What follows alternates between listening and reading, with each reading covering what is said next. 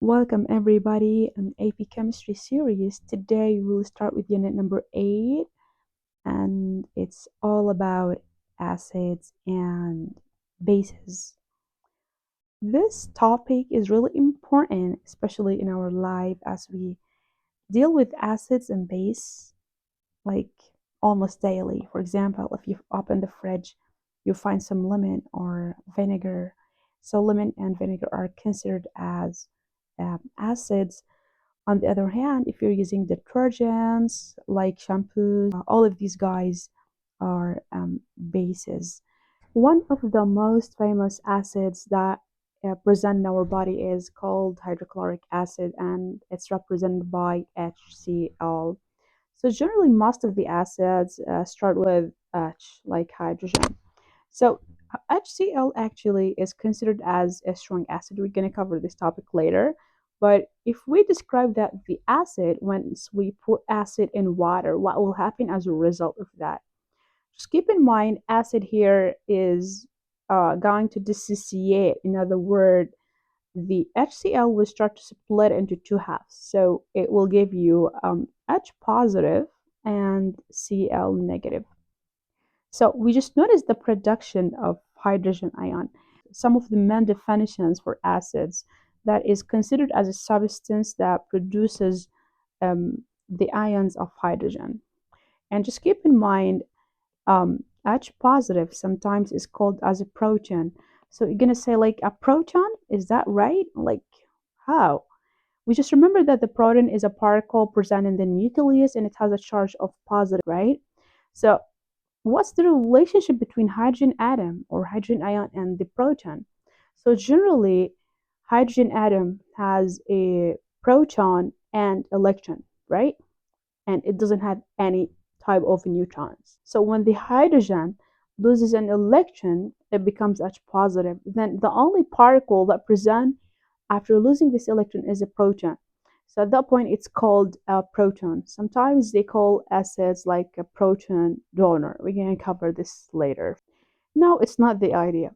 So any substance that produces hydrogen ion, okay, is considered as an acid.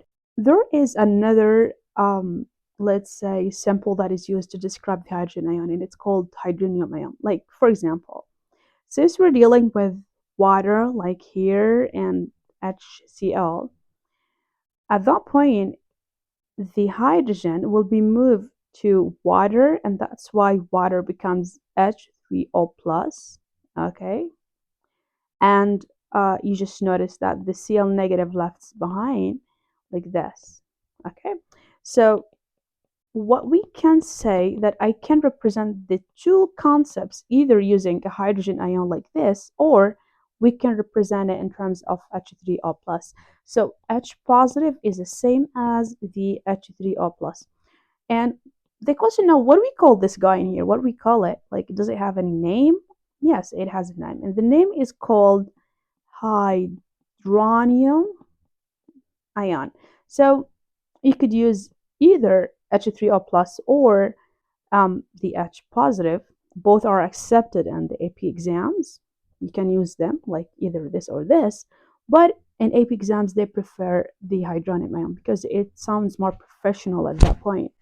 So this is the only thing. I just want to give you another example of another acid that shows you the same thing. For example, if we have, let's say, HNO3, this is a nitric acid. It's considered as a strong acid too. So if we just mix it with water, what will happen? Since we're putting an acid in a water, they will start to split and they will start to like disappoint. So you're gonna say it gives either H positive and then NO3 negative, or we can replace the H positive by the H3O plus, which is the hydronium ion, in addition to the NO3 negative. So both work in the point. We can put it like this, H2O plus HNO3.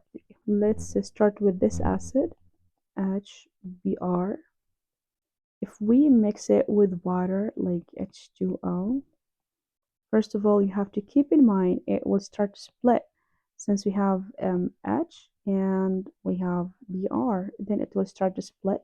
Okay, so it gives you H3O plus, I will start using H3 plus instead of H positive. As we said, it's more professional, plus pure negative. Now, guys, you have to keep in mind like what happened to the HBr before and after. It was HBr and now it becomes like Br negative. So we just noticed that the hydrogen is lost. So we can say that the HBr is a donor of hydrogen. We can consider, since we call the hydrogen in acids as a proton, you just remember the story. So we can say it's a proton donor, okay? The proton donor because it was with H and now it's without H. Okay, all right. And on the other hand, if we look at water, it was H2O. We had two hydrogens, right? But now after that, it becomes with, wow, we have three hydrogens. So we can notice that water here represents a, oh, water actually here is a proton, not a donor, but acceptor. Okay, so where's meaning of a proton donor and acceptor? Like, okay, we didn't have anything new today. You should keep in mind any proton donor substance is considered as an acid. On the other hand, any proton acceptor is considered as a base. So if I give you different acids, different bases, just see what happened before and after. Does it lose? Does it gain? If it gains hydrogen, then it's an acceptor, it's a base. If it lost a hydrogen, then it's considered as an acid. But now, what do we call the pairs? Okay, since we call HBr here as an acid, what do we call its pair on the other hand here? What do we call it? What do we call the Br negative? Since we're dealing with acid at first, then this guy on the other hand has to be base. So we call it base. But we have to write a word before base, which is conjugate. Okay. So we have to put in our mind the acid produces a conjugate, okay, base, and the base produces a conjugate acid. I want to write it as C instead of conjugate. So if we look at water here, water is considered as a base, then what's going to be the pair? On the other hand, the H3O plus, it's considered as, what's the opposite of base? It's going to be an acid, but we have to write a word of conjugate. So H3O plus here works as a conjugate acid. Let's take another example. Look at here. We started with HNO2. What happened before and after? Look at the NO2. Then HNO2 lost a hydrogen atom. Okay, so we can say HNO2 here works as a proton donor, which is an acid. On the other hand, what we call the pair, we call the pair conjugate base because we take the opposite of acid. On the other hand, we look at the water. It was like you can see that we had two hydrogens and now we have three hydrogens. Okay, so we can consider the water as a base. What is the opposite of base? It's an acid, and then we add conjugate acid. So this is the only thing that on how to deal with these guys generally. Let's talk about bases. We covered so many examples about acids and bases. Now look at this one here. We can just see that we have NH3 before and after it becomes NH4 positive. So what happened to the number of hydrogen atoms? The number of hydrogens are increased. So we can consider that ammonia or NH3 is a proton acceptor. Okay, since it's a proton acceptor, then it's a base for sure. On the other hand, if we want to call what we call the NH4 positive, it's the opposite of base, which is an acid, but we have to write a conjugate. And just keep in mind, guys, the conjugate things are always on the right side. Okay, just keep that in your mind. Now let's go to water. You can see that water here has two hydrogens, and now it becomes only one. So we can see like, whoops, what happened? So at that point, water behaves as an acid because it lost a hydrogen atom. So we can consider the water here as an acid. And what's the opposite of acid? It's a conjugate base. So you have to keep in your mind, like in the previous example, water was base right here, and on the other example here, water as an acid. So what happened? Is a water double phase? No. Water is a chemical that behaves either as a base or acid, and it's called amphoteric. Amphoteric, which means it behaves as an acid or base. Okay, now I just want to ask you something. Like if we just come back again here to this example, if you want to change the acid in its to conjugate base, what happened? From an acid to conjugate base, what did we do? We had HNO2, now it becomes NO2 negative. So in order to change it from an acid to base, you should remove a hydrogen and then add a negative sign. So for example, if we have HNO2, we remove the hydrogen and then we add a negative sign. And this is actually the opposite if you want to change the base into a conjugate acid.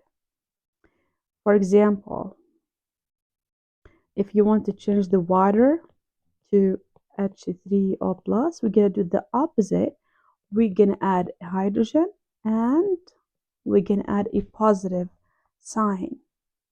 So this is the thing that you have to keep it in your mind. And just keep in mind the base likes to be negative and the acids like to be positive. All right. So let's just take an example in here down below.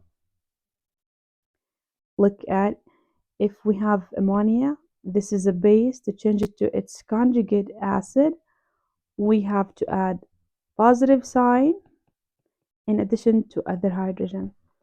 H2O, and here we have OH. If I need to change the water, which is an acid, into base, I have to remove hydrogen, then it becomes OH, and then add a negative sign. So now you can pause the video and test yourself in here.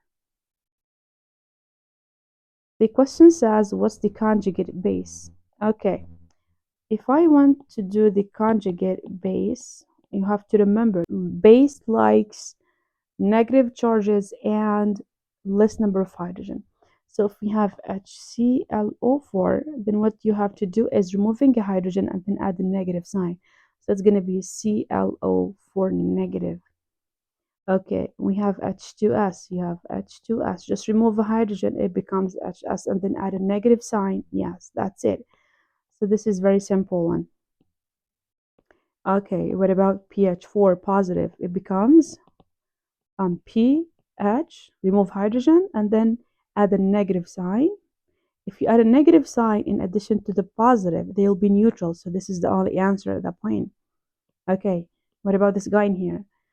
Remove hydrogen, it becomes CO3. We have negative sign with another negative sign, it becomes -2. So these are the conjugate bases. On the other hand, the question asking you, what is the conjugate acid? The conjugate acid likes to be positive and it likes to add a hydrogen atom. If we go for HCN here, we add hydrogen. It was -1, negative sign, we add +1 and it becomes HCN. What about this? We have SO4 to negative. We add hydrogen, it becomes HSO4. And since we add +1 to -1, it becomes negative only. So these are the answers. Okay, now let's go to solve the water here, H2O. We add hydrogen and positive sign, then it becomes H3O plus. All right, and what about this guy here? HCO3. We add hydrogen, it becomes H2.